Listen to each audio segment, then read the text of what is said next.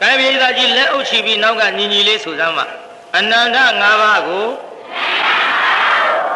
ရှိခိုးပါ၏ဗျာ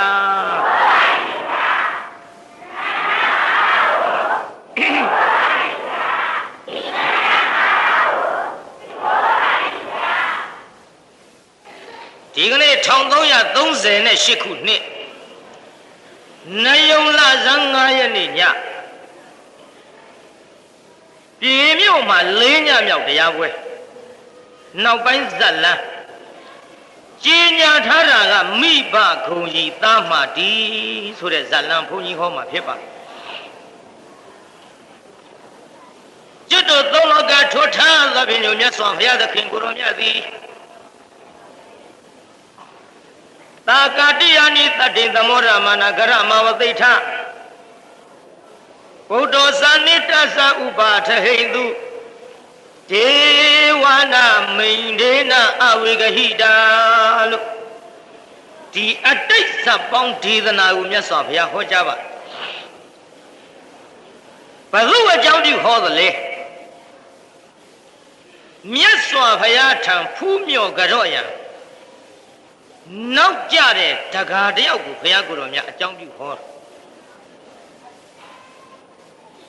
နောက်ကြဆိုတရားနာပိဋကဘုရားကိုယ်တော်မြတ်ထံသို့နေ့စဉ်နဲ့အမြဘုရားဖူးတရားနာလာနေကြတကားသည်ဒီကနေ့အချိန်တော်နောက်ကြဘုရားကိုယ်တော်မြတ်ကတကားသင်္ဘက်နဲ့ကြောင့်ဒီကနေ့ငါဘုရားကြောင့်အရောက်နောက်ကြသလဲလို့ဆိုတော့မှန်လားပါဗျာဘုရားတပည့်တော်နောက်ကြခြင်းသည်တခြားမဟုတ်အိမ်ကမိမမလိမ္မာလို့တပည့်တော်နောက်ကြရောက်ပါဗျာပိဿကြီးကျောင်းအရောက်နောက်ကြတာမိမလိမ္မာလို့တယ်လားမလိမ္မာလို့တယ်လိမ္မာလို့ပါဗျာဟဲ့တကားတော့ဘယ်နဲ့ကြောင့်မလိမ္မာတာတော့မလိမ္မာဘုံကဘယ်လိုတော့ဟဲ့လို့ဆိုတော့မြတ်စွာဘုရားတဲ့ဖယားတပည့်တော်ဤမရသည်တပည့်တော်အားမိခင်ဖြစ်တဲ့မိဘများရဲ့အပေါ်မှာသူသည်မလိမ္တမအကျင့်နေကျင့်နေပါဗျာရောက်ခမများကိုရန်လို့တော့ဘုရားတပည့်တော်ပြောတဲ့စကားလည်းနားမထောင်ဘူးဖယားနားမထောင်ယုံရန်လို့ယုံနေမကအခုတော့တပည့်တော်မိဘများကိုမြတ်စွာဘုရားအိမ်မှနှင်ထုတ်ခိုင်းတော့ဘုရားဟဲ့တကတော့မင်းနှင်ထုတ်သလားမှန်လားပါတပည့်တော်နှင်မထုတ်ဘူးဗျာအေးတော်သေးတာပေါ့ကွယ်မင်းအခုမှဒီဘဝကြမှာမိဘကိုနှင်မထုတ်တာတကားဟိုနောက်ဘဝတုန်းကမင်းသည်မိဘများကိုမယားစကားနားထောင်၍အိမ်မှထွက်သွားအောင်နှင်ထုတ်ခဲ့သည်မြတ်စွာဘုရားတပည့်တော်မိဘကိုအိမ်ကနှင်ထုတ်တဲ့အကြောင်းသိခြင်းလှပါသည်ဘုရားဘုရားတပည့်တော်အား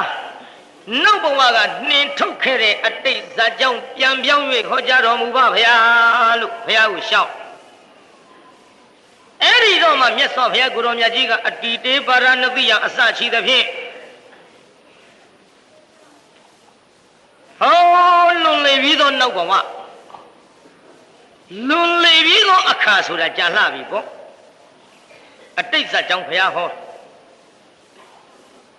ဘာယာနာတိုင်းပြည်မှာဗြဟ္မရမင်းကြီးအုပ်ချုပ်စဉ်အခါ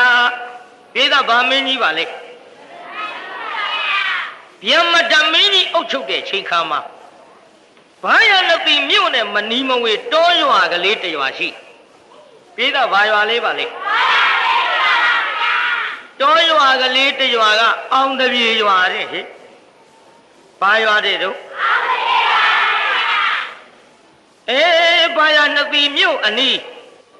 အောင်တပြေရွာဆိုတော့တို့ဟောဒီပြေမြို့ရဲ့အနီးအပန်းမှာရှိတဲ့ရွာကလေးတွေလို့နေမှာပေါ့လူပေါင်း1000ကျော်လောက်ရှိတဲ့အ내 အမေလှုပ်တဲ့လူကဒေါ်ဖွားနှစ်လို့ခေါ်သည်အမေကဘယ်သူပါလဲသားကလေးလှုပ်တဲ့လူကမောင်ပန်းစီသားကဘယ်သူတဲ့တို့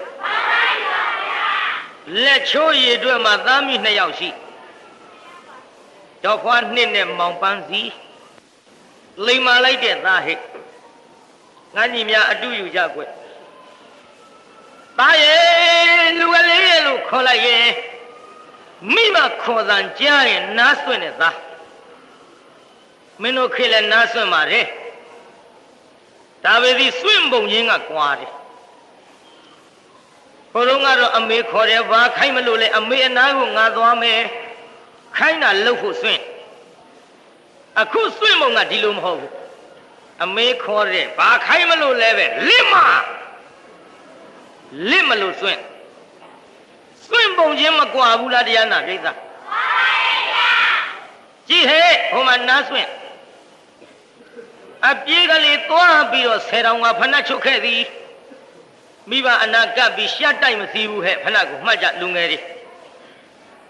10တောင်ကဖဏချုပ်ပြီးတော့ခါကလေးကိုင်းဝင်သည်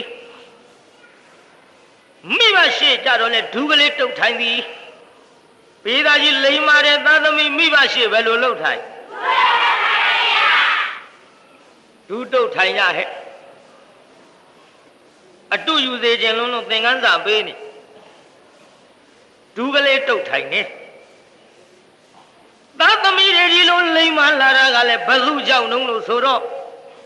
ပုပ္ပါစရိယမိနှင့်ဖမိဘလိမ်မာမှလည်းသားသမီးလိမ်မာသည်ဒီသာမိဘလိမ်မာရင်သားသမီးမလိမ်မာဘူးလားလိမ်မာပါရဲ့ဗျာမိဘဆုံးမရင်သားသမီးမလိမ်မာဘူးလားလိမ်မာပါရဲ့ဗျာတချို့သားသမီးမဆုံးမတော့ကိုသားသမီးကိုမနိုင်ဘူး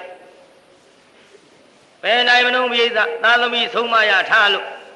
တချို့လည်းကိုမနိုင်ဘူးကိုဘယ်နိုင်မလို့ပြိဿရိုင်းလာတာကို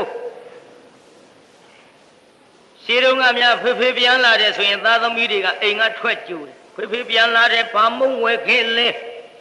တို့အဝတ်ထဲတွေဘာဝဲခဲ့ပါလိမ့်ထွက်ကြိုကြအဖေပြန်လာမုံစားရတယ်ခုခေတ်တော့ကလေးတွေလည်းအညွန့်မတက်ပါဘူးဟဲ့ဖေပြန်လာတယ်ကွာဖေကျွန်တော်တို့ဘုဘာပါဘာကလေးတွေချုပ်တာတော့သူ့အဖေဖြစ်လာပုံနဲ့မြင်လိုက်တော့ကလေးစိတ်မကောင်းဘူးပဲစိတ်ကောင်းမလဲတရားနာပိဿခေါင်းကစုပ်ဖွာအင်းကြီးတစားကပြင်မဲ့ထွက်လို့ခဏကအိတ်ထောင်နေဖေပဲလို့ဖြစ်လာပါလိမ့်ခဏအိတ်ထောင်နဲ့ထဲလာတာမုံမှတ်လို့တောင်းဟိုကလည်းတရားနာပိဿသားသမီးဆုံးမဖို့ဆိုတာဝေးရောဘာကလေးတွေရှုပ်တာတုံးလို့တကကြောင်ပြေးကတ်တော့ဖခင်ပြန်လာလို့မှစိတ်မချမ်းသာတဲ့သားသမီးဘယ်နဲ့လို့အညွန့်တက်နိုင်ပါအောင်မတော့ရိုင်းလာတဲ့တကားတို့စေရနာပါပြိဿတဏှာလုံးလို့လူဘဝကြီးရခဲ့တယ်ဆိုတာလေကျုပ်ရှိပိုင်းကပြောခဲ့ပြီရလာတဲ့အချိန်ခါမှာတန်မိုးရှိအောင်နေစေခြင်းနဲ့ဒီဘဝကသေရင်နေရွာသူကတိနဲ့နိဗ္ဗာန်မဲ့ဖို့ဆိုတာထားတော့အောက်ကိုမသွားဘဲနဲ့လူဘဝလေးကိုတောင်အပြန်ပြီးတော့အစားရဖို့ခရင်နဲ့ခိကာလပါလားမှန်လားပြိဿကြီးမှန်ပါရဲ့ဗျာခိုင်ထားကြောင့်မိဘလိမ္မာမှာသားသမီးလိမ္မာတယ်မိဘတရားနာရင်လည်းသားသမီးတရားနာတဲ့ဝါသနာရှိတယ်မိဘရုပ်ရှင်ကြည့်တော့သားသမီးရုပ်ရှင်ကြည့်တတ်သလိုမိဘဇက်ပွဲသွားတော့လည်းသားသမီးဇက်ပွဲလိုက်တတ်သည်မိဘဥပုပ်ကျောင်းသွားတော့လည်းသားသမီးစောင့်တာမစောင့်တာအဘထားဘုန်းကြီးကျောင်းပါသွားတတ်သည်မိဘကဖယားနဲ့ဘုန်းကြီးရှ िख ိုးတော့ဒီကလေးကလည်းအတုလိုက်ပြီးတော့ရှ िख ိုးတတ်သည်ဒါကြောင့်မိဘများသည်ရှေးဥဆရာဖြစ်ခြင်းကြောင့်သားသမီးများဆုံးမကြပါကြည့်ဟိုမှာတရားနာပိဿဒူးလေးတုတ်ထိုင်တဲ့ဘယ်လိုထိုင်တော့ဟဲ့မင်းတို့ခေအနေထိုင်မတက်လုံးလို့မိဘကလည်းထိုင်မော်ထိုင်သူတို့ကရိုးမထိုင်ဘူးဘောင်မော်တက်ထိုင်ခြေတော့ကနန့်သေးဒီထက်မိဘလေပင်ဖက်လို့မိဘကတင်မလားအောင်မိတယ်အမေအာကဟာလေးတဲ့ငါလေပင်လာဖက်နောက်ထိတ်တက်မဲ့တာမှလေပင်နဲ့မကဘူးခမည်းတော်မတင်လို့သားသမီးတွေပျက်စီးနေတာကြကျွတ်တို့တိုက်ပြေမှာများလှပါပြီဒူးလေးတုတ်ထိုင်လိမ္မာတဲ့သားမမေ ပါလေခင်ဗျာဩငါသားပြောစရာရှိလို့ငါသားလေးထင်ခုတ်တဲ့ကိစ္စတနာတယ်သို့တော်လည်းအိမ်အောင်ချထားတဲ့ကိစ္စငါသားလေးတိုင်ပင်နေတာပြောလို့ဖြစ်သေးဘူးထင်ပါရဲ့ငါသားအမေကိုထင်ခုတ်ကြွေးရတာပင်မမှုလားသားရဲ့မမေကျွန်တော်မပင်မမှာဘူးခင်ဗျအမေကိုလှုပ်ကြွေးပြီးတော့နေရတာပဲကျွန်တော်ကျေနပ်လှပါပြီလိမ္မာရဲ့သားဟဲ့မနဲ့မိုးလင်းလို့ရှိရင်ငပိပုတ်လေးနဲ့ထမင်းထုတ်ဓမ္မတော်လေးခါထုတ်ပြီးတော့တောထဲမှာထင်းကုတ်ထွက်ရတဲ့ပန်းစီလိမ္မာလိုက်ပြန်လာတော့လေထင်းလေးတွေခုတ်ဖြတ်ခွဲစိတ်လို့ဘာယာနာမြို့ကြီးထင်းတစည်းကိုအသဗျာတပြားစင်းနဲ့သွားရောင်းရရှာတဲ့မောင်ပန်းစီပင်မလိုက်တာထင်းခွေးတော့လေပန်းစီရေခတ်တော့လေပန်းစီမိမတွေချေရေးပြုတ်ရေးအလုပ်ထမင်းချက်တဲ့အလုပ်ကြပြန်တော့လေပန်းစီပင်မလို့အကြည့်တော့မိဘစိတ်ထဲသာသမီဆင်စီမြင်းရနာမြင်ရင်တော့ဆင်းနေမြင်းကနာပဲမြင်ရင်လေဒါကြောင့်သားလေးဆင်းရတာကိုကြည့်ပြီးတော့သားရဲ့ပန်းစီရဲ့လူကလေးမမေဘာပြောစရာရှိသလဲခင်ဗျာပြောစရာရှိဆိုငါသားကြီးပင်မလုံးလို့သားရဲ့မင်းလို့စအမေမျိုးလို့မကြပါဘူးငါသားကြီးဆင်းရဲလုံးလို့ငါသားကြီးကိုလေကူပေါ်လောင်မဲ့ရအောင်အိမ်အောင်ချထားဖို့အမေစီစဉ်နေသားရဲ့ပန်းစီလေးကဆက်ကနေဆိုမျက်နှာလေးမော့မမေဘယ်လိုပြောလိုက်တာတော့ငါသားမိမပေးစားမလို့လေမမေဘယ်လိုပြောရတာတော့ကျွန်တော်မိမမယူပါရစေနဲ့အမေလောက်ကျွေးနေရတာပဲကျွန်တော်စိတ်ချမ်းသာလှပါပြီပျော်လေးပျော်ပါတယ်မေ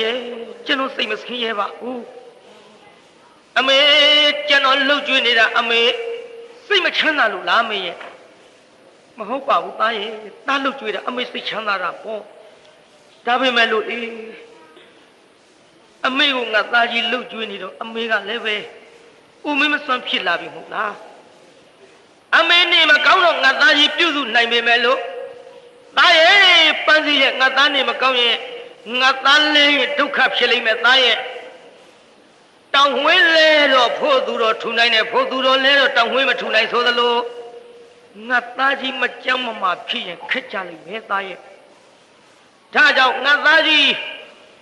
ကူးပေါ်လောင်ဘက်မှာရပါစေတော့စိတ်ချမ်းသာမှုမှရှိပါစေတော့လို့ငါသားကိုအမေအိမ်အောင်ချထားဖို့စီစဉ်တာသားရဲ့စိတ်ကူးမလွဲပါနဲ့မေကျွန်တော်မဆင်းရဲပါဘူးကျွန်တော်မိမမယူပါရစေနဲ့ကျွန်တော်မိမယူလို့ရှိရင်အမေဒုက္ခဖြစ်ပါလိမ့်မယ်ခမညာလိမ္မာတဲ့သားဟဲ့အမေမိမကချွေးမကအမေကိုကျွန်တော်လောက်ချစ်မတယ်လား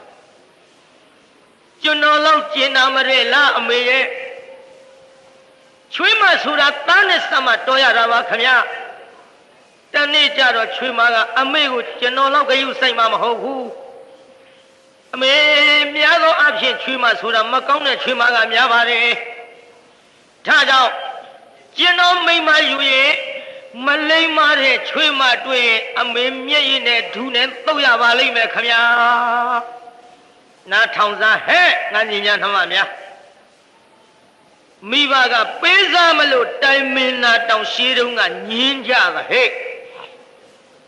တို့ငယ်ငယ်တုန်းကကိုအသက်20မပြည့်အိမ်အောင်မပြုတ်ဘူးဆိုတဲ့လူတွေအသက်20မပြည့်ခင်တော့အမေတို့လှုပ်ကြွေးမယ်တဲ့ဗျအိမ်အောင်ပြုတ်ဖို့စိတ်ကူးမရှိဘူးသူများတိုက်တွန်းလည်းမရဘူးမိဘပြောလည်းမရဘူးအခုတော့ကွယ်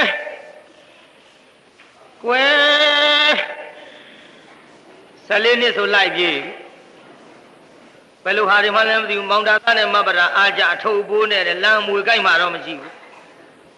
လိုက်ချင်တာတော့ကြည့်ကြပါဟဲ့ဒါကြောင့်တရားနာပရိသတ်ကြီးအခုခေတ်ကာလ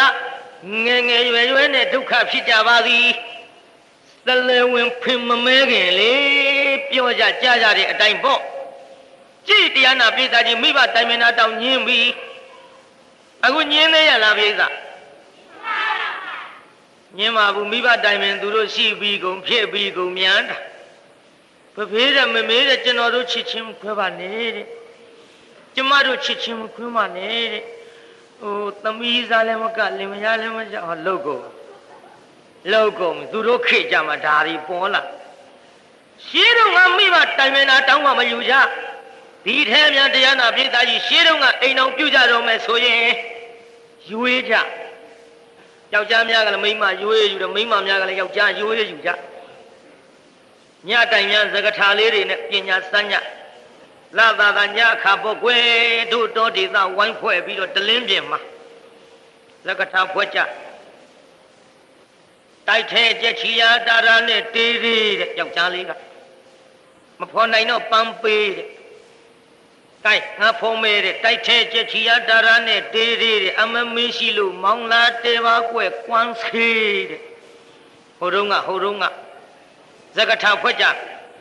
အတောင်တရားမွေးတွင်းမှာခွေတနေ့လက်တသိကျမသက္ကကြီးဟိုတုန်းကလာသာမှာဟဲ့ယောက်ျားပြုမိန်းမပြုလေးတွေထိုင်ပြီးတော့စကထာဖွဲ့ကြအခုခေတ်တော့ကွာလာသာများထိုင်ပြီးယောက်ျားပြုမိန်းမပြုလေးတွေဖွဲ့လိုက်ရလို့ကတော့ဘာပြောကောင်းမလဲဘာမှကိုပြောကောင်းမှာမဟုတ်ပါဘူးအဆုံးကိုမခံတဲ့ခေတ်မဆုံးလိုက်နဲ့ဆုံးလိုက်ရင်ကုန်တာပဲ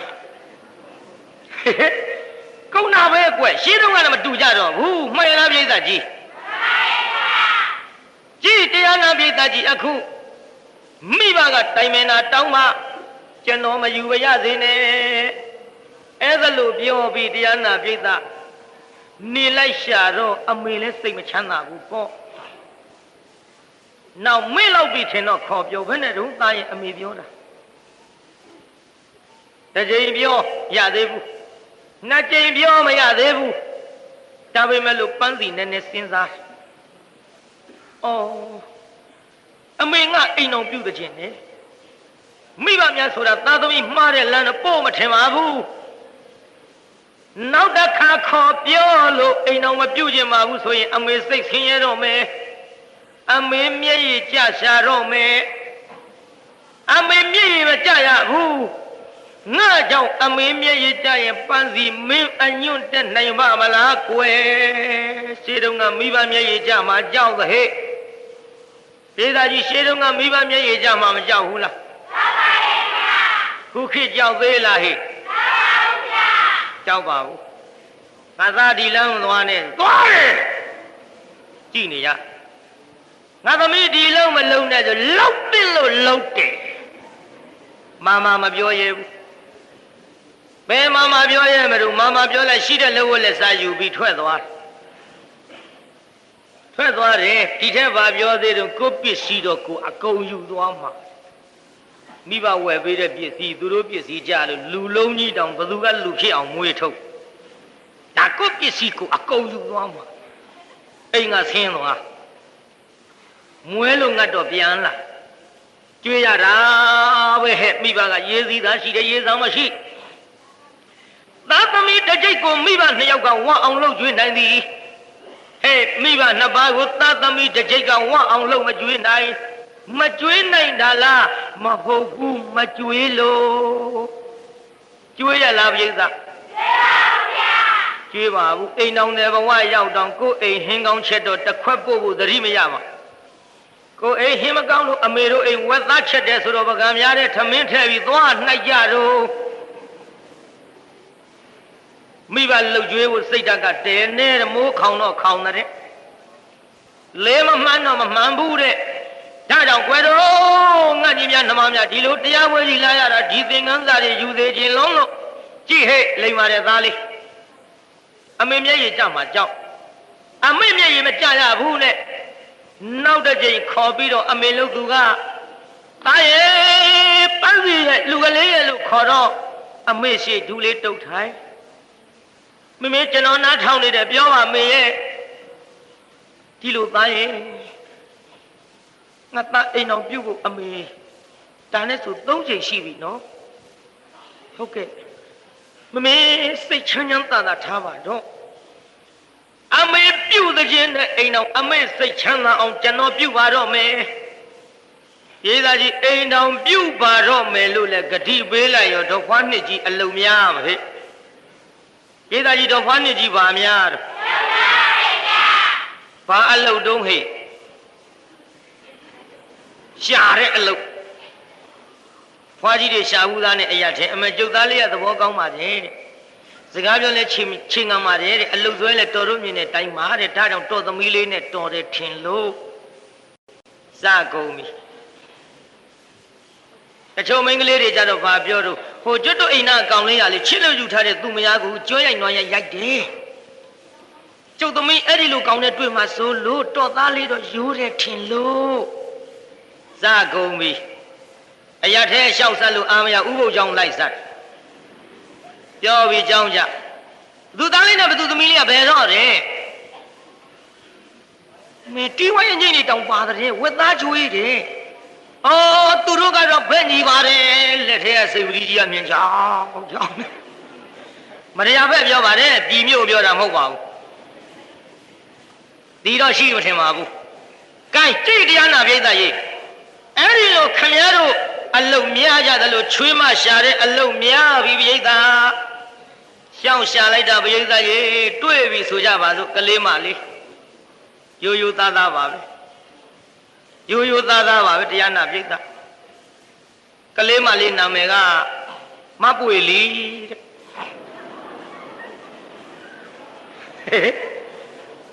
ပြိဿကြီးကောင်မလေးနာမည်ဘယ်သူတဲ့တော့မှတ်ထားဟဲ့ငါနှမများပွေလီနဲ့ရွှေမျိုးမတော်ကြနဲ့ငါပွေလီချောင်းနဲ့ပြောပြအောင်ခလေးမလေးကနာမည်ရင်းကမလှလှရုပ်ကလေးလှလို့မိဘပေးထားတာလှလှတဲ့ဒါပေမဲ့လို့ကလေးမလေးကရုပ်လှတဲ့လောက်စိတ်မလှဘူးဟဲ့ဒီအိမ်ငါသတင်းဟိုအိမ်ဖို့ဟိုအိမ်ငါသတင်းဒီအိမ်ဖို့ဟိုကာလာသားလေးနဲ့တစ်မျိုးဒီကာလာသားလေးနဲ့တစ်ဖုံရေရီယိုတဲ့မြန်သေးဟဲ့ပွေလီမနမိုးလေးအိမ်ပေါင်းစီရောက်ပြီးပြီတုံမီရှုံမီနဲ့ရှုံလွန်းပွေလွန်းလို့မိဘပေးတဲ့လှလှဆိုတဲ့နာမည်ပြောက်ပြီးတော့လက်ဖက်ထုံနဲ့ကင်မုန်းမတက်ရဘဲနဲ့ပွေလီဆိုတဲ့ရက်ကရွာကပေးတဲ့နာမည်ကကောက်ရတယ်လို့ပေါ်လာသည်မှဟဲ့ပွေလီကြောင့်ဒီလောက်ပြောသိရောပေါ့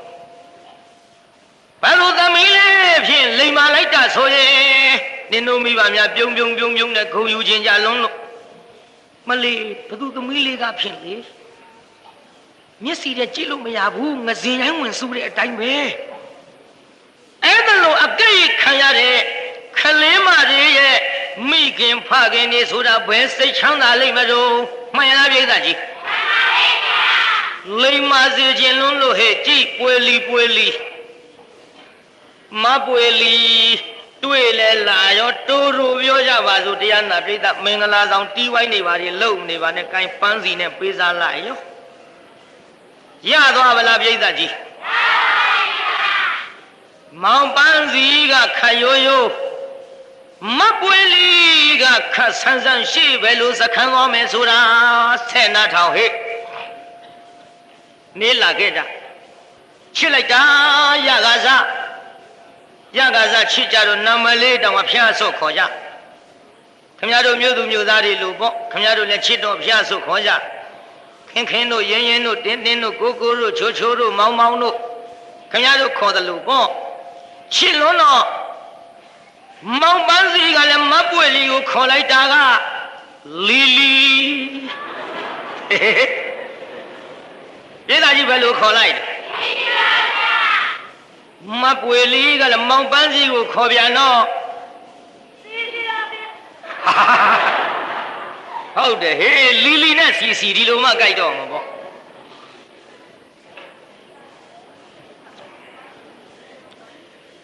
ဒီလိုလီနဲ့စီချစ်ကြခင်ကြနေပြီးတော့လာခဲ့ကြအိမ်တော်ရေးများဟေးဆန္ဒပင်တင်းချစ်ချင်းမရမျက်စပ်ပိုးဝင်ဆိုတာဒီဒကမတွေဆံမင်နဲ့နေတာသိပါတယ်ဆံမင်ထုံးထားတာညီရင်ကိစ္စမရှိဘူး အဲ့ဒီတပင်နဲ့မြန်တင်းနေပြီဆိုရင်အတော်နေရခက်မျက်စပ်ပိုးဝင်နဲ့မျက်စိထဲမြန်ပိုးကောင်ဝင်တဲ့အခြေသိပါတယ်လေဒါကြောင့်ရှင်းနေတဲ့မယားရှင်းနေတဲ့လင်ဆိုတာတယောက်သောသူနဲ့များတရားနာပရိသတ်ကြီးကိုမျက်စိအောင်အမြင်မတော်တွေးလိုက်မြင်လိုက်ကြားလိုက်ရရင်ဟောအဲ့ဒီဆန္ဒပင်တင်မျက်စပ်ပိုးဝင်တဲ့ကဲ့သို့အင်မတန်အခမ်းရခဲ့ကြတဲ့အိမ်အောင်ရေးတယောက်နဲ့တယောက်ချစ်ချစ်ခင်ခင်နေကြမယ်ဆိုရင်ဖြင့်တာယာဘူးလားပရိသတ်ကြီးတာယာသဘောကြည့်အခုသူတို့ချစ်ကြခင်ကြကျင်နာစဆိုတော့မောင်ပန်းစီလေးတရားနာပရိသတ်တော်တယ်ထင်ကုန်သွားထင်စီလေးထမ်းပြီးကဲနဲ့ပြန်အလားမပွေးလီကတနခါပန်းမှလိမ့်လို့အိမ်တိုင်းကလေးမှီဆောက်မောင်ပန်းစီတော်တယ်ကပြန်လာတော့ပြည့်ပြီးတော့ထင်စီကလေးကူချမောင်ပန်းစီပဲလိုပင်တော်တယ်ကမောလာပေမဲ့ပြုံးနဲ့ထွက်ကြိုးတယ်မပွေးလီရဲ့မျက်နှာမြင်လိုက်တော့အမောပြေတဲ့ပရိသတ်ပြည်သားကြီးမောင်ပန်းစီအမောမပြေဘူးလားပြေရောပေါ့မြင်နာမြင်နာကိုမြင်နာမမြင်ရအမောမပြေဘူးတကားတွေသိပါတယ်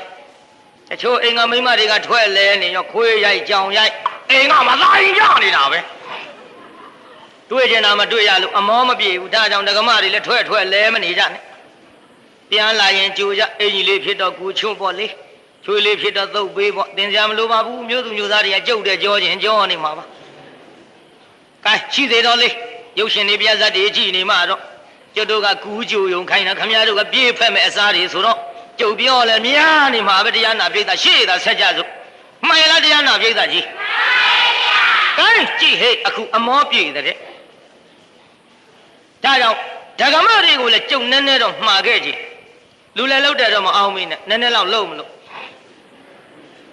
ဟုတ်တယ်မိမများအပြော့တက်ရတယ်အပြောကောင်းတော့အထောင်းသက်သာတဲ့မှတ်တယ်နော်အပြောကောင်းတော့အထောင်းသက်သာတဲ့ဗျရှင်းတော့ကမိမများအပြောကောင်းတော့ရိုက်မဲ့ဒုတ်တောင်ရေမှုတ်ရိုးဖြစ်သည်ပြည်သားရိုက်မဲ့ဒုတ်ပါဖြစ်သွားတယ်ဘာပြုလို့အပြောကောင်းလို့မြုံလာရှင်းတော့ကရွာတရွာမှာယောက်ျားတွေကထင်းကုတ်ထွက်မိမတွေကညနေပိုင်းကျတော့တဏခပမှလိမ့်ပြီးတော့ရွာဥထိတ်ကညောင်မင်းကြီးထွက်ကြကြသည်လာကြဟဲ့တို့လင်သားတွေပြန်လာချိန်နီးပဲဟဲ့လို့ရွာဥထိတ်ကညောင်မင်းကြီးထွက်ကြကြသည်ညောင်မင်းကြီးရောက်တော့မောင်မင်းကြီးသားများထင်းစီတွေထမ်းလို့ကဲနဲ့ပြန်အလားဟမလေးပခုံးဘောကထင်းစီလေးခေါင်းပေါ်ပြောင်းလို့သူ့အတွဲလေးနဲ့သူပြုံးနဲ့အမောကိုပြေးလို့တနေ့သ၌ကြတော့တရားနာပိဋကအပြောကောင်းတဲ့မိန်းမကလားမကြိုဘူးတဲ့ဗျလားမကြိုတော့ဟိုလူပဲ့နေတာပေါ့ကြည်စားသူများတွေကြိုတယ်ဒီမိန်းမမကြိုဘူးသူရသေးတာပေါ့သိမယ်နဲ့တော့ကျိန်တော့ကျိန်ပြီဗျဘာသိမယ်တော့ပြောတတ်ဘူးအေးမင်းတို့သွားနေကြကွာငါနောက်မှလိုက်ခဲ့ရှက်နဲ့ထင်းစီနာထင်းစီညောင်မင်းကြီးနာချပြီးတော့တရားနာပြေတာပါလာတဲ့ဓမ္မတူလေးနှုတ်ဒုတ်စိမ့်လေးတစ်ချောင်းခုတ်ထင်းကြောက်စီလေးတဲ့ထိုးအိမ်ကြရိုက်မတယ်ဗျဒါသိမယ်ပြောတာပါရိုက်မတယ်မိမချင်းဆိုတော့လေဟိုမိမတွေကကိုချင်းစားတယ်ဟေးညီသွားကြိုသေးဘူးလားအေးညီယောက်ကြတော့ဒုက္ခုနေရတာပြင်းနေလားမကြိုလို့ညီရောရိုက်တော့မယ်ထင်တယ်အပြောကောင်းတဲ့မိမကဘာပြောတယ်ကိစ္စရှိပါဝေးတဲ့ဒီကောင်ကြီးတော့အပြောပါတယ်ငါနိုင်ပါတယ်တဲ့အပြောကောင်းတဲ့မိမကကြိုဘူးဟိုကပြန်လာပြီးထင်းစီထမ်းလို့အလေးရွာလဲကမကြီးပင်ကြီးကြတွေ့ကောင်းပါရဲ့သူကထင်တော့မကြီးပင်ကြီးလည်းမတွေ့ဘူးအလေးနှစ်အိမ်ကျော်သုံးအိမ်လောက်ကြတွေ့ကောင်းပါရဲ့ထင်တော့တွေ့ဘူးအိမ်ဝင်းနဲ့ဝင်လို့50လှမ်းလဲရောက်ရောမိမကမိဖို့တဲကလှမ်းကြည့်လိုက်ဟောမောင်မင်းကြီးသားတို့မျက်နှာကြီးသုံးပုံပြီးပြန်လာပြီးငါတို့ရိုက်တော့မှာမဖြစ်ဘူးငါတက်တယ်လို့တော့ပြောမှာတရားနာပိဋကကြီးငါကမျက်နှာအိုးမဲမရှိပါဘူးထမင်းဥဖင်ကအိုးမဲတွေမျက်နှာဆွဲသုတ်ထုံထားတဲ့ဆာမင်းဖြီချထမင်းစွန်အောင်ဆွဲပြီးထွက်ပြေးလာဟောကြည်လားမင်းတော့တောင်းပြန်လာပြီကျုပ်လေရွာပြင်မဲ့ထီအောင်ထွက်ပြီးတော့ကြိုကျင်တာဟိုလေကြည်စားမအိုးရေကမချိုရမိုးကမချိုရသနာခါမလိမ့်ဘာမပါရလည်းမျက်နှာလည်းအိုးမဲတွေထင်ပါရဲ့သုတ်ထားတာနော်ရှင်ကြိတ်တက်တဲ့ ကျဟင်းကားစီကလည်းချက်လို့မပြီးသေးလို့တော့သမီးလေးကလည်းလေပခက်ထဲကတအီးနဲ့ပေကြောက်ကူချမယ်ဆိုတော့ဒုက္ခလာတဲ့လူကြီးကဘာပြောတော့ဂူးမတော့နေပါစီတော့ကွာဒါနဲ့ထင်းစည်းကြီးချကျန်းစင်မဝုန်းနဲ့ပြစ်ထိုင်လိုက်စိတ်ဆိုးနေတဲ့လင်သားပြစ်မထားရဘူးဒကမတွေဟိုမှာကြည့်အနန္နကပုသိပုတ္တနဲ့ကြည်သားတော့ချွေးတွေသုတ်ပေးဟင်ခေါင်းနဲ့ဆူးတွေညှိလို့ပါလားအော်ပခုံးကဆူးကြည်ကြားလေးကလည်းကွေးစားတောင်မပြောက်သေးဘူးလက်မလေးနဲ့တရွေးလေးနဲ့ဆွနှိပ်ပေးမှတ်ထားနော်စိတ်ဆိုးတဲ့လင်သားတွေပြစ်မထားနဲ့အနာကကြဆိုသည်ပြောရမှကမပြောရဖဲနဲ့သွားကလို့ကံချိုးရုပ်တာမဟုတ်ဘူးဟုတ်တယ်အပြောကောင်းမှဖြစ်တယ်ဆိုမှကြည်တရားနာပြိဿချွေလေးသားနဲ့သုတ်ပေးလို့တရားနာပြိဿအမောလေးပြေလောက်အောင်ပြောတော့ပေါ့လေတော်ပြီထင်းခုတ်တဲ့အလုပ်ဆိုတာနေဘူးခေါင်ကြီးသိပ်ပင်မနာကျုပ်ကအိမ်ကကလေးတွေနဲ့မဖြစ်လို့နေခရတာတော့တော်ပြီမနေ့ငါကြရင်တော့တော်အိတ်ထဲနေကျုပ်ကိုယ်တိုင်ထွက်ခုတ်မယ်ရိုင်းမဲ့လူကြီးကဘာပြောတော့ဘယ်ပြမတော့ကွာမင်းနေရပူနဲ့ဟေးဒုက္ခလာတဲ့လူကြီးကဘယ်ပြမတော့နေရပူနဲ့တဲ့မရိုက်မှန်းလဲသိရောပရိသတ်ဟိုမိမတွေပြောလို့ဒုက္ခထာသိသားပဲမသိချင်အောင်ဆောင်ပြီးတော့ခင်းစီနာပြေးဟောကြည်စားတော့လေထင်းကြောင်စီတဲ့ဒုတ်စိမ့်လေးတစ်ချောင်းထူးထူးဆန်းဆန်းခုတ်လာတော့ဘာလို့ဖို့ပါလဲအပြောကကောင်းထားတော့ဟိုလူကြီးကရိုက်မဲ့လူကြီးကဘာပြောတော့အာမမင်းမသိဘူးလားကွာအိမ်ရင်မုတ်ရိုးချိုးနေဟာရင်မုတ်ရိုးလှုပ်ဖို့ခုတ်လာတာတဲ့ပရိသတ်ကြီးအပြောကောင်းတော့ရိုက်မဲ့တော့ဘာဖြစ်သွားလဲဒီထဲတရားနာပရိသတ်ရေလင်လှုပ်တဲ့လူကရေချိုးသွားတော့တော်လေချွေးတဲ့တန်းနေနဲ့ရေမိုးချိုးကြည့်အောင်မလားအေးအရေချိုးသွားမယ်အော်တော့ရေချိုးသွားတာဟိုလက်ကြည့်ဖြင့်ရေအိုးလေးတစ်လုံးဆွဲသွားပါလားဆိုရိုက်မဲ့လူကြီးကပွေဟာအမလေးမရိုက်တဲ့ပြင်ထင်းခွေရာကအပြန်ရေအိုးတစ်လုံးတောင်အခက်ခိုင်းနိုင်ပါသေးသည်အိမ်ရှင်မတို့လူလည်းလှုပ်ပါအောင်မယ်လို့ပြောတာပြောပြီးပါပြီခင်ဗျားတို့ဒါကြောင့်အပြောကောင်းတော့လေအထောင်သက်သားတဲ့မပွေလီကျိုးတော့လေမောင်ပန်းစီအမောပြေတယ်ပြေဘူးလားပြေသားပြေပါတယ်ဗျာဒီလိုနင်းလာခဲ့ရမှမိပွေလီဇာတိမပြောက်အော်ခက်လိုက်တာငါဖြင့်အိမ်တောင်ရေးအဆင်မပြေတော့ပါဘူးအိမ်တောင်ကြတယ်ဆိုတာအစကအကောင်းမှတ်ငကိုကဘလက်တက်နေကြတဲ့အခုမနေရတော့အနေကျပ်ပြီပေါ့အနေကျပ်ပြီပေါ့တရားနာပြိဿဒါကြောင့်ငါနှမများလည်းမှတ်ထားကြဟဲ့အိမ်အောင်ပြုတယ်ဆိုတာနည်းနည်းတော့ပြောရအောင်အဝေနိကဒုက္ခလေးကိုင်းဆိုးကြည့်စမ်းဟဲ့နောက်ကဆိုးကြည့်စမ်းမအပြိုဘဝစွန့်ပြေချ၍အိုရမှန်ညာမိမများဤငါးပါးမလွဲအစင်းရဲကအမြဲလာစဉ်ရာသီဝင်၍မရွှင်နွမ်းလျက်ပန်းပွင့်ရ၏ပညာရှိများရေးထားတာရှင်းစရာမလိုဘူးဆိုဟဲ့တလတစ်ချိန်ဥရုပန်းပွင့်တာတစ်ခုလက်ချိုးခဲ့ဆိုတော့မှထိုမတပါအစဉ်အဖြင့်လင်သားအိမ်ရလက်ရောက်ပါ၍လင့်အိမ်နောက်လိုက်တာတစ်ခုနောက်တစ်ခါဆိုလိုက်နင့်နာအမှန်လင်းညင်းခံရလင်းညင်းစေတာကိုခံစားတဲ့ခြေရင်အလုပ်ကျွေးတစ်ခုသုံးခုဆိုလိုက်တဖန်မသွေသားတန်တွေကိုနေရှိလာများပယူထားရှင်ကိုလဆယ်လောက်တန်တွေလွယ်တာထည့်လိုက်တော့ဘယ်နှခုတော့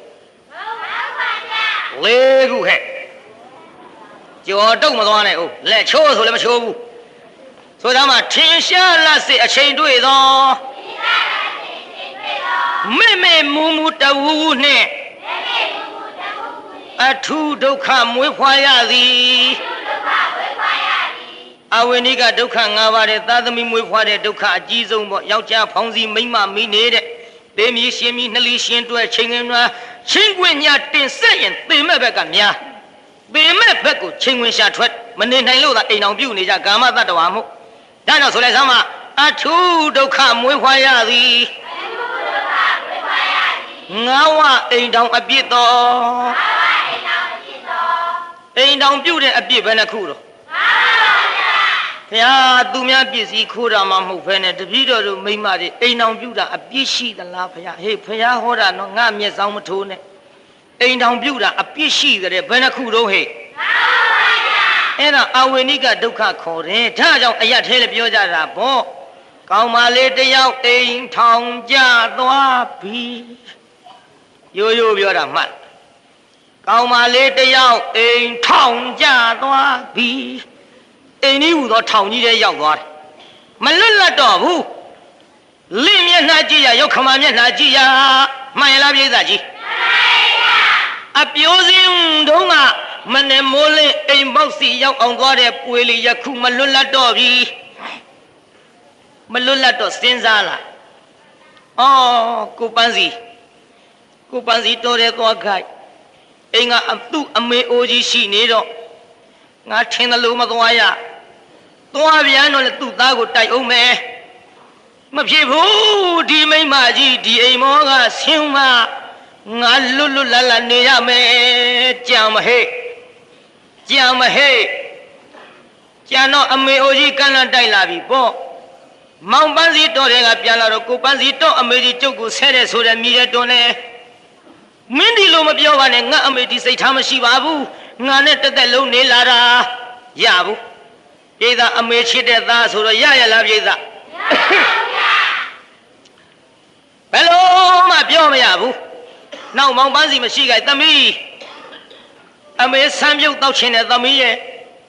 ဆမ်းပြုတ်တောက်ချင်တဲ့ဆိုတော့ဆမ်းပြုတ်တော့ကြိုးပါရဲ့စားတပွင့်မှမခတ်ဖဲနဲ့တိုက်ဘယ်လိုနေမလဲဟဲ့ပေါ်တော့အရသာရှိရဲ့လားသမီးကြီးဆမ်းပြုတ်စားပေါ်လှကြီးလားပေးကြီးများလုံးနဲ့ဆိုတဆုပ်ကြီးခါပြန်တိုက်တော့ဘယ်နဲ့နေမလို့ဟဲ့ငါနာပေါ့သမီးကြီးဆမ်းပြုတ်စားတယ်ငါလှကြီးလားဒီတော့ပွေလီကဘာပြောတော့တရားနာပြိဿအမလေးစားပေါ်တော့ပေါ်တယ်ငန်တော့ငန်တယ်ဒီသက်ကြီးအိုမကြီးရဲ့အလိုကိုဘသူကလိုက်ပေါင်းနိုင်ပါမထုံးကြားရရလားအယကရောသူကအယမဲဆွဲလိုက်သေးအယကလှုပ်ပါဘူးပြေးတာအယကလှုပ်ခဲ့လားလှုပ်ပါဘူးဗျာငြိမ့်နေတယ်သူ့အကြောင်းသိပြီးသားဟဲ့နောက်အယကငြိမ့်နေလို့မြန်ဘဝင်မမြင့်နဲ့နော်ဒကမတွေသူ့မပြောချင်းလို့နှစ်ကောင်ဖြစ်မှကြောက်လို့မှတ်သွားကြ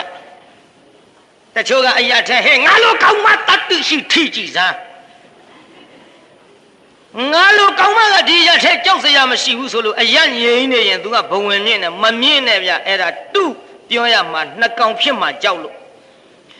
ပွေလီဆိုတဲ့နာမည်သူတို့ပေးထားတဲ့နာမည်ဆိုတော့အယကမလှုပ်ပြီးလှုပ်ရလားပြိဿလှုပ်ပါဘူးဗျာနောက်သမီးဂျဘိုးကြိုက်လွန်းလို့ဆိုတော့လေတရားနာပြိဿကြီးဂျဘိုးတော့ချပါရဲ့အဖွားကြီးအေးခင်းမြေကြီးပေါ်ခင်းသူတို့လည်းမရနှစ်ယောက်အိတ်တဲ့ဂျဘိုးတွေအဖွားကြီးအေးခင်းမောခါချနေမလှမ်းမဲနဲ့ပြန်တင်ညအဖွားကြီးပဲနဲ့နေပါအေးလေသုံးယောက်စာကြိုက်တော့ပိုဆိုးကုန်တာပေါ့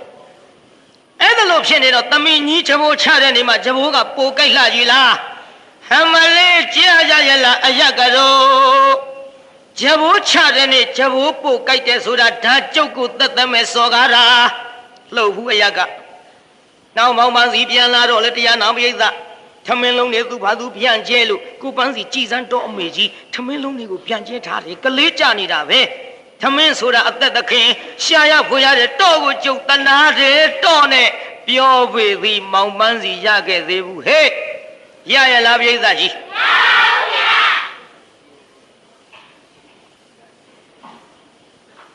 ဓာတ်ချိန်ပြောမရနှစ်ချိန်ပြောမရနဲ့တရားနာပြိဿရေဟာဒီကနေ့တော့မိပွေလီအိမ်ပေါက်ထိုင်ဆောင်တာမတွေ့ရတော့တွေ့ရလားပြိဿကြီးဘယ်တွေ့မလဲပြိဿအိမ်ထဲဝင်ပြီးတော့ညနေညနေတွေထုတ်မောင်ပါစီတော်တွေကပြန်လာတော့ကြိုနေကြကြိုတာမတွေ့ရသဖြင့်လီလီရဲ့မင်းဘယ်ကိုထွက်လက်နေတာတုံးလီလီရဲ့အမလီလီရဲ့ဆိုပါလားခေါ်နေကြအတိုင်းပေါ့လေဟေးတွေ့နေကြနေရာမတွေ့ရတော့အိမ်ထဲဝင်သွားမမေဟဲ့တာပါတော့လီလီပဲသွားတော့မေရဲ့အသားရဲ့မင်းလီလီပဲသွားတယ်မသိပါဘူးအမေလည်းအိမ်မောကအိမ်အောင်မစင်းလို့မင်းလည်းတက်ကြည့်ပြီမဟုတ်လားသားရဲ့အနောက်ခန်းထဲရှိမလားသွားကြည့်ပါအိုး အနောက်ခန်းနဲ့ပြေးကြည့်တော့မပွေလီကကွေးကွေးကလေးဖြစ်ပြေးတာဘယ်လိုဖြစ်နေကရင်မော်ဟဲ့စောင်းပြီးတော့ကွေးကွေးကလေးမောင်ပန်းစီကကတင်စွန်းတင်မလွယ်လေးထိုင်းလို့မပွေလီရဲ့နှစ်ဖူးပေါ်မှာရှိတဲ့ဆန်းစားကလေးများလက်နဲ့တတ်လို့လီလီမင်းဘယ်လိုဖြစ်တာလဲကိုကိုပြောပါအောင်အမေကိုကိုပြောပါအောင်ဆိုပါလားပြိတ္တရဲ့နှစ်ဖူးစမ်းကြည့်တော့ချွေးတွေနဲ့နေမကောင်းတာမှမဟုတ်ဘဲနဲ့ဇောချွေးတွေလက်ဖြားခြေဖြားစမ်းကြည့်ဖြားသွေးကမရှိဟင်မင်းချွေးတွေနဲ့ပါလားလီလီမင်းဘယ်လိုဖြစ်တာတော့မေးလို့မရနှစ်ကြိမ်သုံးကြိမ်မေးတော့မပွေလီထထိုင်ဟဲ့ထိုင်ပုံလေးလည်းမြင်အောင်ကြည့်ဒူးလေးမဆန့်မတင်းထားလက်နှစ်ဖက်နဲ့ရှက်ပြီးတော့ဒူးကလေးကိုပွေထားထိုင်ပုံလေးဟဲ့အနောက်ခန်းနဲ့မြင်အောင်ကြည့်မမြင်တတ်ရင်လည်းအိမ်ကြထိုင်ကြည့်မပွေလီထိုင်တာဒီလိုလေးဟဲ့လို့ဒူးကလေးမဆန့်မတင်းလေးပွေထားမြင်အောင်မှန်းကြည့်ကိုပန်းစီတော့ကိုကြုံမပြောပါရစေနဲ့ပြောချင်တဲ့စကားဒီကအစချီမှတ်ထားဟဲ့ပြောချင်တဲ့စကားဒီကအစချီတယ်လီလီလင်းနမရသို့တိုင်းမကောင်းတိုင်းမမောက်မပြောရင်မင်းဘသူပြောမှာတော့ကိုပန်းစီရှင်ကပြောပါဆိုလို့သာကျမကပြောရမှာဒုတိယတစ်ဆင့်တော့အမေကြီးစူရဲဆဲတဲ့ဆိုပေမဲ့တော်ကနားမထောင်ကိုပန်းစီတော့အမေကြီးနဲ့ကျုပ်နဲ့အတူတူနေလို့မဖြစ်တော့ဘူးတော့အမေကြီးကိုနေရင်နေမနေရင်ကျမဒီအိမ်မော်ကအဆင်းပါပဲကိုပန်းစီပြောလိုက်ရောပြုဒီလိုလဲပြောလိုက်ရောမောင်ပန်းစီပြူးသွားတယ်မျက်လုံးလီလီမင်းဘယ်လိုပြောလိုက်တာတော့မင်းအိမ်မော်ကမဆင်းပါနဲ့မင်းမရှိရင်ကိုကမနေတတ်ပါဘူးကွယ်လီလီရဲ့မှန်တော့တကားတို့မရှိနေတောင်မနေတတ်ဘူးတဲ့အမေနဲ့တော့ခွဲနိုင်တယ်မေနဲ့တော့ခွဲနိုင်တယ်ဒါမျိုးမရှိမနေနိုင်ဘူးတဲ့လီလီမင်းတော့မဆင်းပါနဲ့ဟာမင်းတော့မဆင်းပါနဲ့ဆိုသူစကားကကြံသေးခင်ဗျားတို့ပြောသလိုပေါ့ဗျာသိတော့သိပါတယ်ကွာတဲ့ဒါပေမဲ့ဆိုတာလို့ပေါ့ဒါပေမဲ့ဆိုကြံသေးတယ်သို့တော်လဲဆိုဆုံးသေးဘူးနေပါအောင်ဆိုမသွားနဲ့ပမာစကားတော်များမျက်စိလဲစရာကြီးမှန်ရလားပြိဿကြီးမှန်ပါရဲ့ဗျာ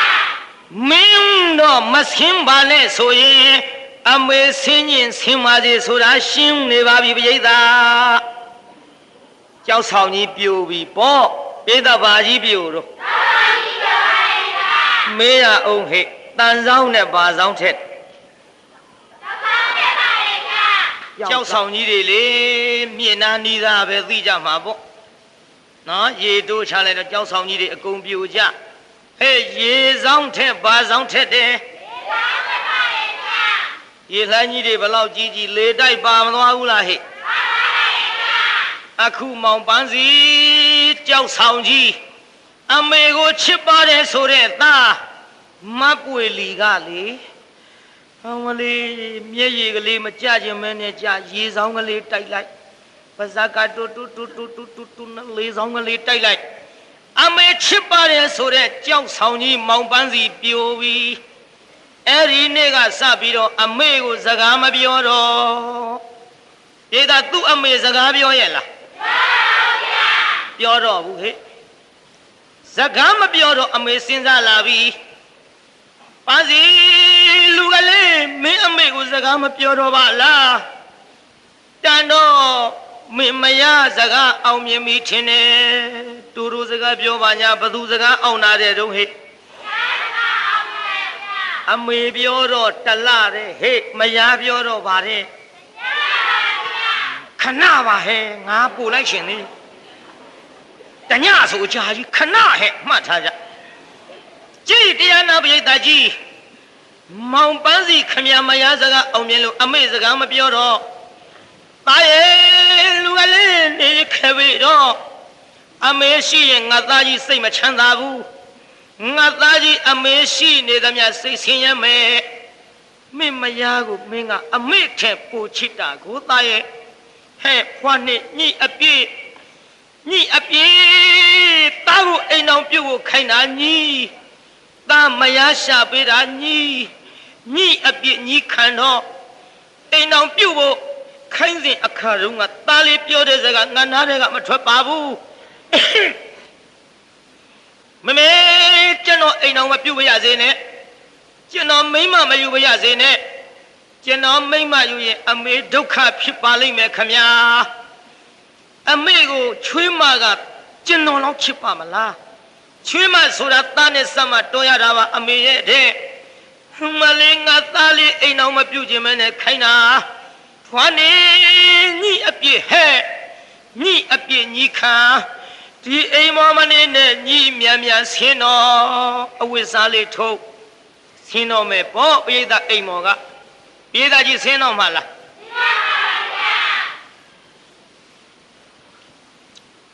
ဝိစားလေးထုတ်ပြီးအိမ်လေကားထက်ဆုံးကနေသားလေးမျက်နှာမြင်မလားလို့ကြည့်ဟိုကကြောပေးနေတယ်အမြင်မခံဘူးသားလေးမျက်နှာမြင်တော့နဲ့ဆင်းလိုက်တာလေကထစ်ချော်ကြအထုပ်တခြားလူတခြားအမလေးပေးပါပြီတော့တာလူလေးပန်းစီရဲ့အမေကိုလာပြီးတော့ကြည့်လဲပါအောင်လိမ့်ကြတာမြင်တာဂယုမဆိုင်ဘူးပိဋကဟင်ငါသားနဲ့အမေနှစ်ယောက်တည်းရှိစဉ်အခါတုန်းကတော့အမေအိမ်ဦးကခွေးနေတဲ့ဆိုရင်ဖြင့်မမေစစ်ကြောလေးကလားကျွန်တော်စက်ကြောထိုးပေးမယ်အမေရဲ့ညောင်းရင်ကျွန်တော်နင်းပေးမယ်အမေရဲ့အမေကိုပူတယ်လေရှင်တွေလေးတောက်လိုက်ပေါင်းလဲကျွန်တော်ကြိုပေးမယ်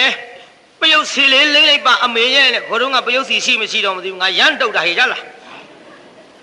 ခုခေတ်နဲ့မှန်းရတာပေါ့ကြာပန်လားဘီလားတော့မသိဘူးဒီလိုနဲ့တရားနာပိဋကကြီးဟင်းအဲ့ဒီလုံးကငါနေမကောင်းဘူးဆိုရင်ငါသားလေးပြုတ်သူသလောက်အခုတော့အိမ်မောကသေလူမျောပါလိမ့်ကြတာတောင်ဂယုမဆိုင်တော့ဘူးအားရဲ့လူဝဲလေးနေခဲ့ပြီးတော့ငါသားကြီးမျက်နှာကိုအမေမြင်ရမလားလို့ကြည့်ပေးမယ်လို့ကြောပေးနေလို့မမြင်ရအမေသွားမယ်ငါသားကိုလွှမ်းလျက်နဲ့အမေခွဲမဲ့လူလိမ္မာကြီးကြောင့်အမေမျက်ရည်မကျတော့ပါဘူးအောက်မေခဲ့ပေးမယ်လို့ခုတော့လေအမေမျက်ရည်60ပါမို့လားသားရဲ့လို့သားမောင်ရဲ့ထဲမှာတက်လေလူကလေးရဲ့ပန်းစီရဲ့မောင်မိခင်ငယ်မျက်ရည်ရောစီငိုကကြီးပါလို့ဒီမျက်ရည်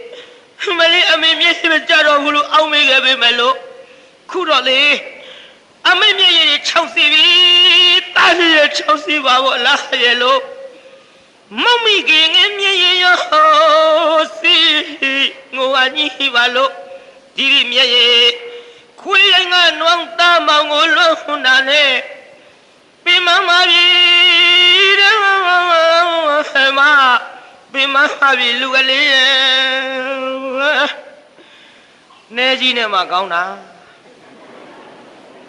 ဟုတ်တယ်ကျုပ်တစ်ပါးတဲ့6ကကကိုင်းငိုတယ်လို့မှတ်ပေါ့ဗျာ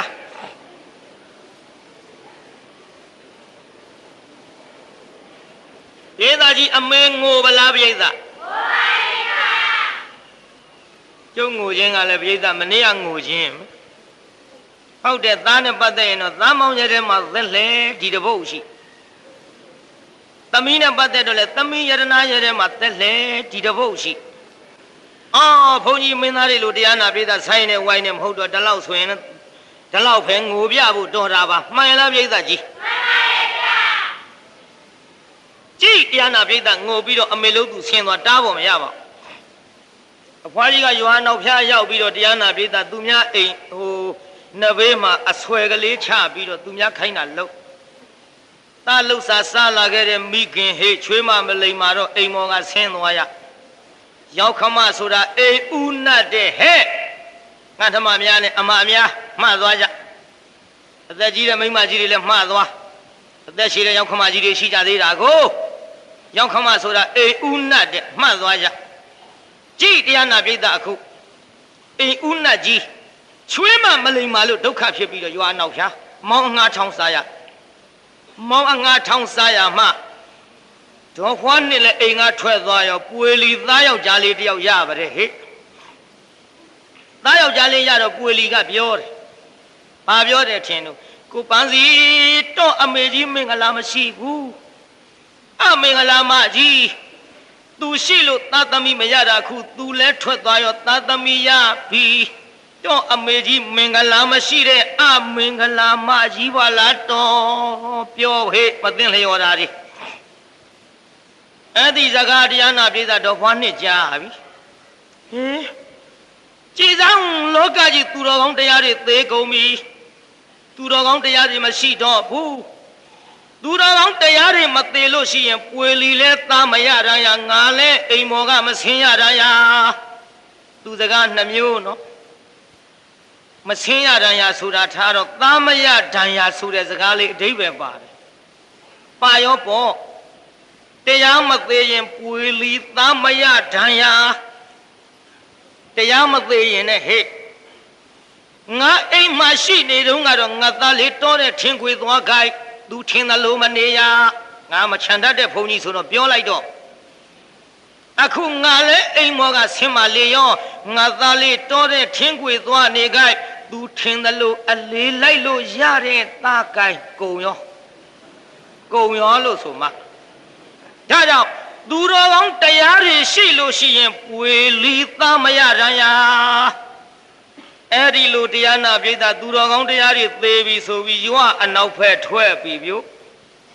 တောင်းတလုံးနဲ့ထမင်းအိုးတွေထက်ဆန်တွေထက်ပြစ္ဆုတ်တွေဝါတွေထက်ဂောကလန်တွေထက်နှမ်းတွေထက်ပြစ္ဆုတ်တွေဝါဆိုတာလက်နှီးစုပ်ပြောတာဂောကလန်ဆိုတဲ့ရောင်းမပြောတာဟုတ်သားဂောကလန်ကြီးဗမာစကားများတယ်တချို့ကလက်နှီးစုပ်တဲ့တချို့ကပြစ္ဆုတ်တွေဝါတယ်တချို့ကလက်ခုတဲ့တချို့ကျတော့ပူကဲဟုတ်သားပူတဲ့နေရာသူမကဲတာကဲကြည့်တရားနာပြိဿရေအဲ့ဒီလက်နှီးစုပ်တွေရောင်းမတွေနဲ့အကုန်လုံးထည့်ပြီးတော့တောင်းတဲ့ထက်အဝတ်ဖြူစင်ကြယ်တွေဝတ်ပြီးတော့ဟောရွာအနောက်ဖက်သင်းချိုင်းထွက်ပြီးပြုတ်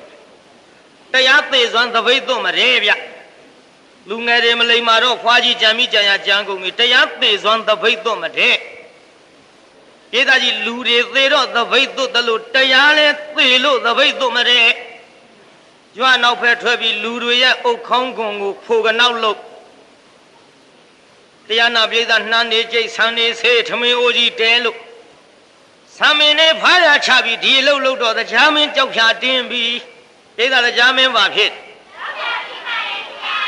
တရားမင်းကြောက်ဖြာတင်းတော့တရားနာပိဋကလူပြေကြည့်လိုက်ငတ်ရန်သူရှိသလားရန်သူမတွေ့ဘူးသားသမီးတွေမလိမ္မာလို့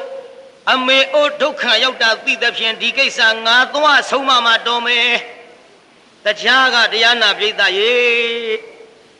ကောင်းကင်ကနေလာရောဆိုကြပါစို့ကောင်းကင်ကနေလာပြီးတော့ပုံနာရောက်ဖန်ဆင်းပြီးတော့သင်္ချိုင်းမှာဆင်းသည်ပိဋကတရားမင်းဆင်းမလားဆင်းပါဗျာအဖွားကြီးကြံမိကြံရတွေကြံတော့တရားမင်းဆင်းလာပြီးတော့အိုးဖွားကြီးတော့ဖွားနေဘာလို့တာတော့မေးဗလားပိဋကကြီးမေးပါဗျာဩရတဝတ္တသုစီယံလကိတကိစ္ဆာနိကိဉ္ကုံမမရိတိတဝါပိဋ္ဌတိလာဒောဝတိတန္တုလာနိတိလောရနောဟေဟိတိကိတ္တဟေတုအဝတ်ဖြူစင်ကြယ်တွေဝတ်လို့နှမ်းနေကြိတ်ဆန်နေဆေးပြီးတော့လူသေးကောင်းတွေရဲ့အုတ်ခေါင်းကိုဖိုကနောက်လုပ်ပြီးတော့ခမရဒီနှမ်းထမင်းတွေကဘသူကျွေးမလို့တော့ဟဲ့ပုံနာငါစားဖို့မဟုတ်ဘူးလောကသူတော်ကောင်းတရားသေးလို့တရားသေးစွမ်းတပိတ်သွတ်မယ်ဩတော့ဘွားနေတရားဆိုတာဘယ်သေးရိုးထုံးစံရှိမလဲဟင်တရားမသိရင်ငါလည်းအိမ်မောကမဆင်းရပွေလီလဲသားမရတာရပြောပြီပြုအကျိုးသိအကြောင်းနဲ့အကုန်ပြောပြလိုက်တော့မှဟာတရားကပုံနာရောင်ဖြောက်ပြီးကောင်းကင်တဲ့ပိဋကတရားကောင်းကင်တဲ့ဗလားပိဋကအယောင်ဝါချွန်တဲ့နဲ့တရားအယောင်ပြတရားအသိဉာဏ်နဲ့လိုက်ပြီးအလုပ်လုပ်ရနော်တဲလွယ်တာမဟုတ်ဘူးပိဋကတရားအယောင်ပြမလားအယောင်ပြကောင်းမင်ကနေပြီးတော့ဗာပြောတယ်ထင်တော့ဘာနေသူတော်ကောင်းတရားဆိုတာမသေးဘူးလူတွေကသူတော်ကောင်းတရားကိုလက်ခံမထားပဲလေမသူတော်တွေတရားဖြင့်တိုက်ထုတ်လို့ သူတော်ကောင်းတရားဆိုတာသေရိုးထုံးစံမရှိဘူးလူယုံမာတွေရဲ့ထမ်းမှမနေဘဲနဲ့ထွက်ပြေးတိမ်ရှောင်နေခြင်းသာဖြစ်တယ်တရားဆိုတာမသေးဘူးတရားမင်းဖြစ်တဲ့ငါတရားမင်းဘယ်မှာသေလို့လဲလို့တရားကပြောရောပြို့ပြောတော့တရားမင်းတရားမသိရင်ငါလည်းအိမ်မောကမဆင်းရပွေလီလဲသားမရရရာတော့ဖွားနေဘယ်လိုသဘောကျအော်သူတို့မိုက်တာပေါ့သားသမီးမအချင်းမြေးမအနှစ်သားယောက်ျားလေးရတယ်ဆိုတော့ပွေပိုက်ဖိုင်ရနန်းရှုပ်ခြင်းလှပြီမြေကလေးကိုချီခြင်းလှပြီရှေးတုန်းကဆမ်းမင်းအဖြူတပင်ပေါက်တော့ထွက်ခုတော့ဟုတ်ပါမြည်ချီကြ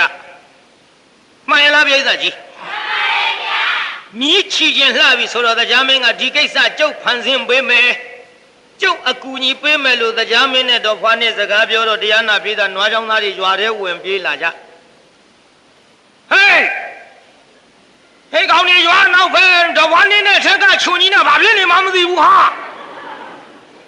ရွာထဲလန့်ကုန်တာပေါ့တော့ဖွားနဲ့ထက်ကခြုံကြီးနဲ့ဆိုတော့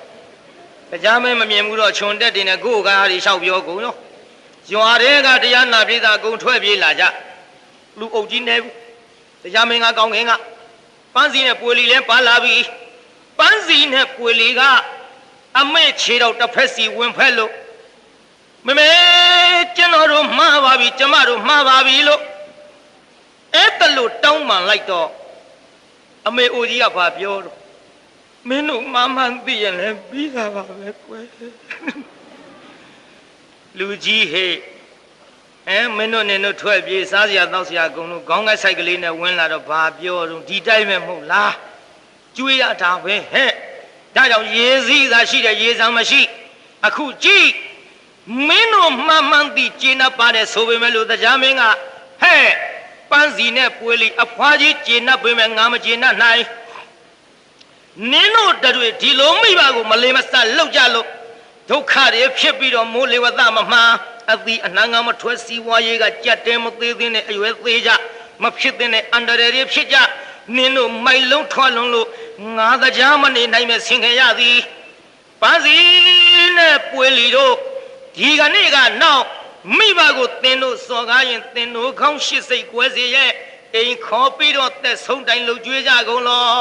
တရားမင်းဆုံးပါဘူးလားပြိဿဆုံးပါရဲ့ဗျာဒါကြောင့်ဖယားကိုတော်မြတ်ကသာဂတိယနိသူနိသယသတ္တိသမောရမနာဂရမဝသိထာ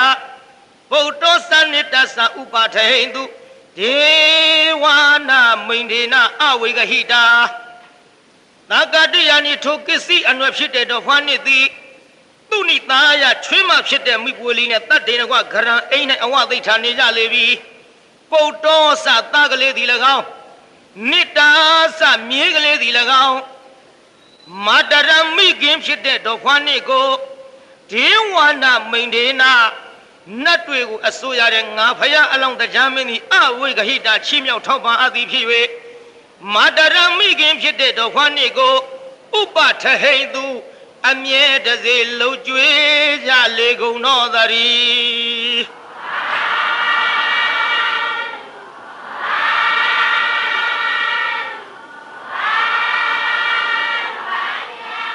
ဟဲ့တကားတဲ့ဘုရားကအဲ့ဒီတုန်းကဝေလီကယခုမိမိပါနှင်းအထုပ်ခိုင်းနေတဲ့မိန်းမအရင်တုန်းကမိအမေကိုမရစကားနားထောင်ပြီးတော့အိမ်ကနှင်းထုတ်ခဲ့တဲ့မောင်ပန်းစီကမင်းဟဲ့အခုလေအဲ့ဒီတုန်းကတရားမင်းအဖြစ်နဲ့ဆုံးမခဲ့တာကငါဖယားအလောင်းကွဲလို့ဇတ်တော်ကိုပေါင်းပါတယ်ပြိဿဒါကြောင့်တရားနာပြိဿကြီးမနဲ့ဖြင်ကမှာကျုပ်နောက်ဆုံးညဖြစ်ချင်းကြောင့်ဇတ်ထုံနာမယ်မှတ်သွားကြအလှဤနီကုံးဆိုတာကျုပ်ဟောမှာဖြစ်ပါတယ်ဗျာနောက်ဆုံးညအကောင်းဆုံးဟောရမှာပေါ့အလှဤနီကုံးဆိုတာအလှမှန်ဝင့်နေတဲ့လူတွေအလှတွေဘယ်လိုနီကုံးချုပ်သွားတယ်ဆိုတာနဲ့ဖြင်ကသိပါလိမ့်မယ်ဗျာဒါကြောင့်ဒီကနေ့ဒီနေရာမှာဒီလိုဟောကြားလိုက်တဲ့ချိန်ခါမှာဖယားအပမှာကပ်ပြီးတော့အတိတ်ဇတ်ကိုနာကြရတဲ့တက္ကသီဒေသနာဝသနေသောတာပတ္တိဖလေပဋိဋ္ဌာဟိဒိဋ္ဌိနဲ့ဝိစီကိစ္စပြုတ်ရသောတာပန်ဖြစ်ပါသည် ကိုင်းမေတ္တာပို့ကြဗျာဒီနေ့ပြီးပါပြီတကဘာလုံးမှာမြတ်တတာချမ်းသာကိုစိတ်မြဲပါစေ